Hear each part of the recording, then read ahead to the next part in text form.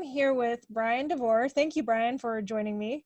Thanks for having me. Yeah, of course. It's a pleasure. And Bryan has written this awesome article about how to right size your life. So check it out in issue 20 of Legacy Arts Magazine. And the specific title is called Moving Towards Tomorrow. And it's a guide about right sizing your life. So Bryan, when you talk about right sizing your life, what does that even mean? Well, I think that in a lot of cases, people live sort of in abundance, and sometimes a little bit too much abundance. There was actually an article that was recently written, 21 signs that you have too much stuff, or there's a problem with having too much stuff. And overwhelmingly, people do. We have, I think 1 out of 10 people have offsite storage for their homes, for their stuff. We spend more money on clothing than we do on higher education. There was a stat that I just said the average woman has 1 outfit for every day of the month. 1930 is only 9. So I could go on, but we just have a lot of stuff. And I think that nowadays people are looking to simplify their lives. And it's not just their stuff too. It's about the size of their home. The average size of the home is getting bigger, but the average number of people in the home is getting smaller. And there's an article on my website, on my blog, that talks about everyone lives just in the family room and in a couple bedrooms. They don't dine in the dining room, the room that you have for your guests, no guests are coming, So we're looking to simplify our lives and also do the things that we need to do to make sure our lives are complete. Our trusts are proper, and put together. Our wills are the way they're supposed to be. So it's downsizing and simplifying so then we can go enjoy our lives and not be overwhelmed.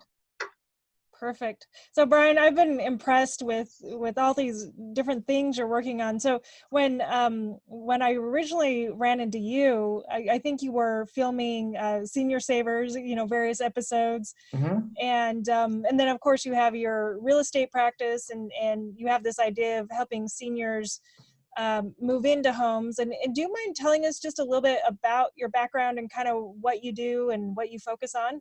Sure. So I've been a real estate agent for just about 16 years, and I started working with seniors about 3 years ago. My friend Jamie, who owns a senior move management business, which helps seniors do the downsizing and moving, which often can be overwhelming for seniors, she and I started partnering together so that I can help them with the sale of their home if they're selling their home, and she can help them with their move when they move into a senior community.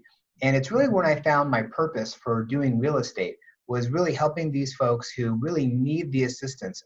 I still love working with first-time home buyers, past clients, and so forth, but there's something special about helping, our most vulnerable citizens move into a situation where I know their lives are going to be made much simpler, much easier, and so it's very gratifying to be able to do that sort of work. Excellent. So you kind of talk about this idea of overabundance and having too much stuff, which for me can get completely overwhelming. And anyway, have been going through kind of the condo method and does this spark joy and all that kind of stuff. Right. But what do you find when you're working with seniors? I mean, they've been in these houses a lot of times for decades. Yes. What are kind of the biggest fears that they have when they're looking at downsizing or moving or resizing or right sizing? Yeah. That you see. So it's probably the most emotional move of all of the different types of clients that I work with is when the senior is downsizing and moving for a few reasons. Number one, in many cases, the senior feels this is my last move. This is the last place that I'll be moving to. That signifies a lot. So there's a lot of emotions that go into that. Also, they do feel overwhelmed by their stuff. They have been in their homes for 30, 40 years. Jamie and I will walk into a client's home and we see this client who is 75 years old, her grandparents' china, in addition to her parents' china and her china. It means a lot to them. It symbolizes all the memories they have, the good and the bad. We see people who still keep things that have bad memories, but they keep them anyway because they're memories. It's definitely generational. We do a lot of work with boomers. They're not as attached, but we have the greatest generation. served in World War II and so forth. And then the silent generation after that, they keep a lot of their mementos. And for them, it's a very emotional process to get rid of those things because it means they're losing, who they loved. We try to explain to them the memories are still here. The memories are still with you. And we try to help recreate some of those things as well, so that they're not just giving them up and giving them away. So those are two of the most important, I think, things is they feel like it's going to be the last step for them, and they're overwhelmed by the whole process. Sort of a secondary fear is that they're going to lose their independence. And a lot of times seniors feel like, well, if I move from my home, well, if I'm in my home, I'm independent, I can do my own thing. What we find is when they move into a senior community, they wind up having more independence because they're not dealing with mowing the lawn. They're not dealing with replacing the roof, things of that nature. They can just move into their new home. Usually it's a 1-bedroom apartment, maybe 2, sometimes a studio. They want to go out and go shopping or do some errands. They lock their door and they leave. They're not cooking meals for themselves anymore. There are so many benefits to it. We find they actually gain independence for living the life that they really want to live and not living the life that they feel they have to live. So those I think are the most important fears that seniors typically have, and some of the things that we try to help them with. Oh, it's wonderful work that you do, and so you talk about this idea of losing control, or losing your abilities. I mean, aging can be a scary thing. How often do you have to kind of help them through the process of really assessing their health and their abilities? Do most people have a realistic point of view on that, or does it take a little bit of you guiding them? A lot of times they need some guidance. We're now getting into almost the holiday season, and we see a lot of situations where they usually think they're doing fine. The family comes to visit, and mom and dad aren't the way they were a year ago. So a lot of times it's the kids who recognize it, that they're not really doing as well as they think they are. And so they're usually sort of the first line of defense of trying to help mom and dad understand that maybe they can't do what they used to be able to do. And they start coming around. If they don't have help around, they don't have family and so forth, and if we're the first ones to kind of talk about that with them, we do bring in professionals who will help them as well, kind of assess their situation and see what's going on with them. But we do have to educate them sometimes on, that slip and fall that you had, it could happen again. They're not getting better, they're getting older. I mean, they're still good, but I mean, health-wise. And so it does make it sort of difficult sometimes for those who really feel that they don't need to, they're fine. What we find, however, is that they're better off making the move, making the decision well before this period of time. A lot of times we work with seniors and they say, well, we're not ready to make a move into a smaller home or a senior community. And I just simply ask them, what do you think you're not ready for? Because a lot of times in their mind, they're not ready for the convalescent home, the nursing home that it used to be. And I remember my great-grandparents living in a nursing home, and I'd go visit, and I wouldn't want to move into something like that. But nowadays, it's like cruise ship living on land with all the meals, with all the activities and everything else. And so I asked them, ready for what? They don't really know.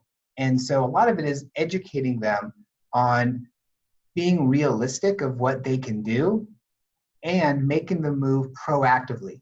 I think the statistic is like 80 or 90% of the time that seniors are making the move into a community, it's because of a fall, because they have to, and their decisions are limited. It really limits their ability to make decisions and their choices of what to decide. If they do it more proactively, they have more solutions in front of them. We meet with seniors all the time. I love it when they say, I want to do it now when it's on my terms. And when they move in, they're so glad that they did. Yeah, I love that. And the other thing too, I think, is it doesn't need to be a winding down of your life. I mean, to me, it sounds ideal actually, because you I'm have, ready for it now. yeah, exactly, people making your food, and you have all this free time. So it's like, if you want to, I mean, whatever it is, start a business, write a book, Yep. or do things like that, or even just form additional relationships and have social time, with more friends. I mean, I think it frees up your time to do that, which is really cool. Absolutely. We just moved a client into a senior community, and he did an interview for us. We're going to create a video about his experience. Actually, my son's going to be doing it because that's what he likes to do. So in the next couple of weeks, we'll have that. But he's 71 years old and decided he didn't want to deal with his house anymore. He loved his home, but he felt trapped because he always had to take care of this, always had to deal with that. He liked to bike. He liked to kayak. He likes to be active. He didn't have time to do all those things. He sold his home, moved in the community, and I met with him about a month later, and he's loving it. He has more free time to do these things. He's made friends in the community that he dines with all the time, and he's very involved in the social life. As a matter of fact, he was manning the margarita machine at a margarita party. I mean, he's really gotten himself involved and ingratiated into the community, and that can really happen if people are more proactive. Now, I'm not saying that it's for everybody, but certainly for those who are a little bit more isolated, it would help a lot because the biggest issue that seniors face is social isolation. In fact, a study was done that said that a senior living at home and being socially isolated is comparable to smoking 2 packs of cigarettes a day for their health. And Wow. think about that. So the most important thing is that socialization and having a purpose. And so our client certainly has socialization going on, and he has his purpose, and he's loving it, and it's going to help prolong his life. So if people can afford to live at home and they have caregivers and they have family and so forth, that's great. Unfortunately, the majority of the people can't do that. And so that's where we come in and really help educate them on the choices that they have available. We don't necessarily tell them they have to move into a community. In fact, the Senior Savers show, which we did, episode 1, they did move into a community. Episode 2, well, your viewers here will have to watch it and see what happens. It's on our website at seniorsavers.tv. But they were choosing between a community and living at home. We want to be able to provide them all the resources they need no matter which decision they make, and ultimately what's going to be best for them with their eyes wide open. Excellent. Well, I love it. And do you focus mostly on San Diego, or have you started expanding out, or where's your sweet spot? Yeah, so San Diego, we cover all of San Diego. However, we are starting to branch out, and because of the company I'm with, we can really help people anywhere. It wouldn't be me who would be helping them, but if there is someone who lives, for example, in Florida or Alabama or Nevada, and they're interested in perhaps making a move like this or having a discussion, we can refer them to an agent who, like me, has the SRES designation, the Senior Real Estate Specialist designation, who can help guide them along the way and through the process. There are other people who do what Jamie does, my partner who does the move management. Her company is Silver Linings Transitions, my co-host on the show. She's a member of the National Association of Senior Move Managers. There are other members as well throughout the country. So together, if people call us, we can guide them along the way. They could be moving from here to somewhere else, from somewhere else to here, wherever, we can help them. That is excellent. Well, make sure to check out this article from Bryan. It's Bryan Devore, and it's in issue 20 of Legacy Arts Magazine. And the title of the article, again, is Moving Towards Tomorrow. And in there, he has great steps on just starting to think about, this process of right-sizing your life. And it doesn't necessarily have to be a community. I mean, it can be a community, but you talk about in the article how you evaluate, how you decide whether you should stay or just, downsize your house or go to a community Exactly. or so on. Yeah. So it's just a great introduction. There's some info there about his bio. And then Bryan, how do people find out about you? Sure. So they can visit, we have lots of different websites, but my website is devorerealtygroup.com, and that has all the information about me. The work that Jamie and I do together and the TV show, Senior Savers, people can go to seniorsavers.tv. course, they can call me, 760-908-3838. Perfect. Well, good. Well, thanks for the excellent article, and it was a Thank you. pleasure chatting with you today. You too as well. Thank you. All right. Thanks, Bryan. If you're interested in passing your non-financial assets like your wisdom, your values, and your beliefs to your family and leaving a great impact on the world, make sure to grab a free subscription to our online magazine. Go to legacyartsmagazine.com and you'll see it there.